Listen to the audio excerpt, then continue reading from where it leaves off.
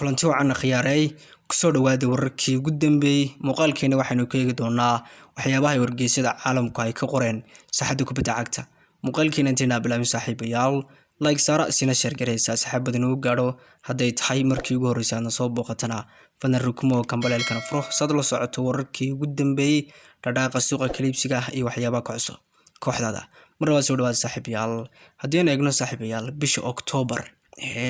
inagu soo aadan waa bil ciyaareed kulamo waaweyn 13 kulan oo waaweyn oo kulamo caalami ah ayaa la ciyaari doona oo dhamaantood kulamo xiiso badan ah koox afar baa jira oo imtixaan mari doona sida Arsenal, Barcelona,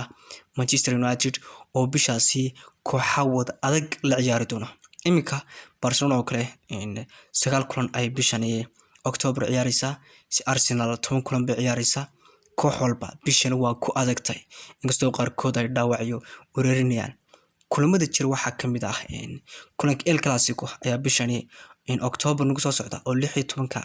October ay wada ciyaari doonaan Barcelona iyo Real Madrid haddana Barca markii kulankaasi waxa bishan ay ciyaaraysaa iyaduna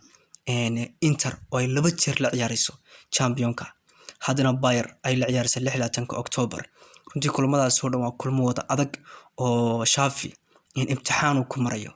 Arsenal sidoo kale iyaduna imtixaan bay maraysaa bishani waa bil ciyaareed kulamo adag bay ciyaaraysaa 1 October waxa uga bilaabmaya kulan adag oo ay la leedahay Tottenham waa London derby haddana Liverpool leedahay 9 October sideed cisho gudahood bay labada kooxood oo waaweyn la ciyaaraysaa haddana 19 October waxay la leedahay Manchester City runtii iyaduna waa koox kala weyn dhamaantood waa kulamo adag Arteta imtixaan buu mari doonaa bishani kulamo waaweyn baan sugaya balan kastood leeday waa inaad baajisa waayo kulamo waaweyn baa bishani soo aadan maalin kasta waxa laga yaabaa in kulan weyn aynu daawano amba labadii cishaba hal aynu kulan weyn u fadhiisano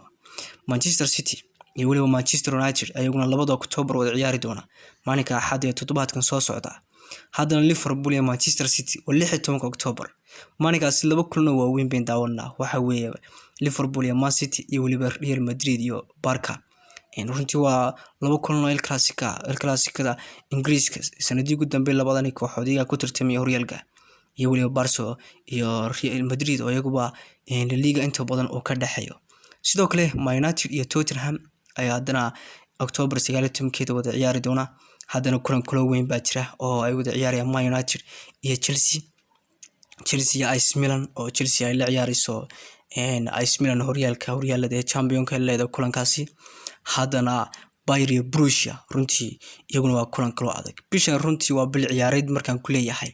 kulamadaas oo dhan ayaa jira oo dhamaantood wada kulamo wada adag oo markaasi balama hadleeday bishani waa qasbinaad baajisa way kulamadaas oo dhan ayna sugaya bishani koox badan ba imtixaan ku maraya ku adag talka qaarkood bishan aanay kulamo adag ciyaaraysa Juventus oo kale PSG iyo Marseille ay wax koox adag bishan la ciyaaraysa waa kooxaha iska raaxaysanaya halka Arsenal iyo Manchester City iyo Man United iyo Liverpool imtixaan ay marayaan iyo Barca kulanka caawa ee adag UEFA Nations League jira waa kulanka Portugiiska iyo Spain oo iyaguna sidii xalay Hungary iyo Italy ay kala baxeen iyaguna kala bixi doona Portugiiska iyo Spain caawa kii badiya ayaan baasagna soo baxaya Portugiiska 10 dhibcood bilay Spain 8 runtii tobaraha Spain waa mar dhow hadlay waxa uu qirtay xulkiisa Spain oo hadda uu ka ciyaartooya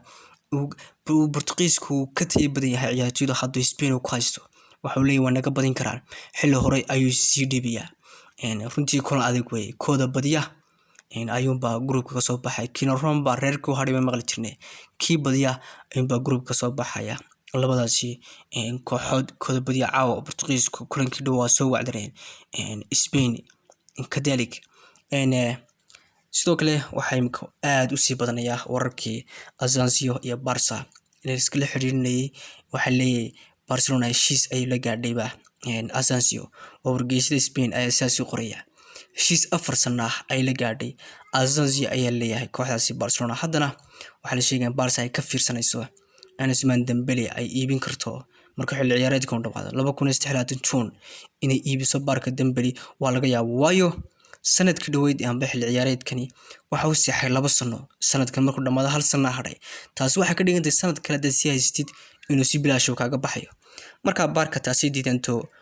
waxay isku day doontaa in lacag ka samayso markaas waxa leeyahay Dembele waxa uu soo qaadan doontaa bedelkiisa Asensio way Dembele waa ka bixi kara waa kan 2 sano sanadkan markuu dhamaado 1 sano oo harsan wasi sanadkii dhaweyd ba ay u diidanaydo sanadka dambe uu si free uga bixi karo Asensio ay doonaysaa in bedelka Dembele uu soo qaato runtii xidigani in badan bay Barca xijinaysa xitaa markii oo Real Mallorca uu joogay 2014 Barcelona Asensio waxay siinaysaa 2015 Real ayaa ka guuleystay saxiixa ma ahane runtii aad ayay xuseyn jirtay Barca xidigani Asensio kooxdiisa Real waa cariisan yahay Pep ayaa murugo dareemaya kadib markii xalay oo dhaawac uu ka soo gaaray xidigiisa daafaca John Stones kulankii xalay xulkaasi Ingiriiska oo la ciyaarayay Germany oo daqiiqadii 7aad ba laacibkani dhaawac looga saaray kulankaasi oo dhanka muruqa oo dhaawac u kala kulmay Pep walaac uu dareemaya ka hor kulanka maalinka Axadda ay wada leeyihiin kooxda Manchester United ee kulanka derby Manchester ee kooxdani ka wada dhisan yihiin magaalada Manchester ee 2 October ee maalinka Axadda ay foodi isku dari doonaan durtaba dhaawac ayuu la kulmaya oo kulankii xalay ka soo gaaray John Stones oo xidigaha lafdhabarto ah shaxda Pep kamid ah Pep durto walaac ayuu dareemaya xidigaas dhaawac mar kala kulmay koor kulankaasi adag ee toddobaadka soo socdaba sugaya Manchester City Bellingham ayaa isagana loo doortay kulankii xalay man of the match amba ciyaartoygii ugu fiicnaa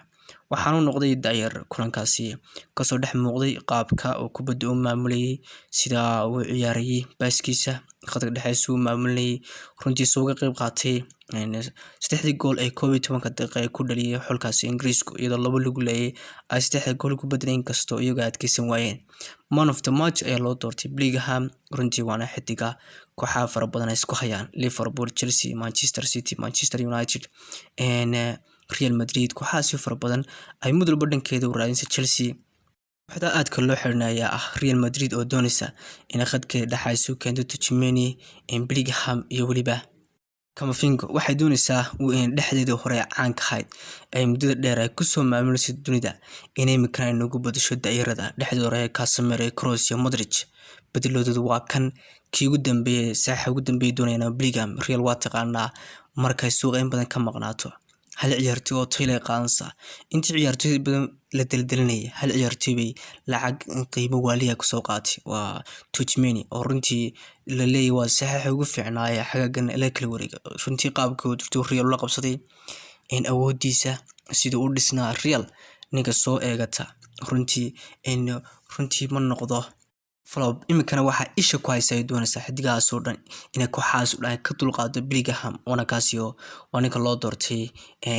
man of the match kulankii xalay ee Germany iyo Ingiriiska xulkiisu ay foodi isku darayeen runtii waxaan arkaynay taageerayaashaasi Liverpool taageero kamid oo Bellingham kooxsanayeen Liverpool imaado runtii Liverpool waa kooxa la xirnay waxa uu leeyahay sharkaagaysi Redisna waan ka rabaa adigoo jooga xilli ciyaareedka dambe aynu isku aragno warkiisu waa cad yahay wakiilada Liverpool meel walba waa joogaan wakaasi daayirka kooxdiisa wakaasi waxa uu dhicinaya runtii waxa uu leeyahay Redis ayaa ku baahan halkaan ay isku nimaadno garankaagan waan u baahanahay warkiisu waa cad yahay runtii Bellingham ayaa waxa uu Saka oo ku tilmaamay daqiiqadii 60 soo galay waxa ku tilmaamay in yahay qab ciyaareedkiisa aan inaba caad ahayn Bukayo Saka intuu soo galay khadka dhexe maamushay oo isna 12 gool qayb laxaad la ka qaatay